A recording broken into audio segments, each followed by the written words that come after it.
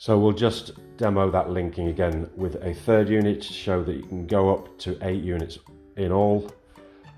Again, we'll just show you that these two up here are linked. So we'll just do a quick on. We'll turn it off again, just shows those two are linked. This one isn't.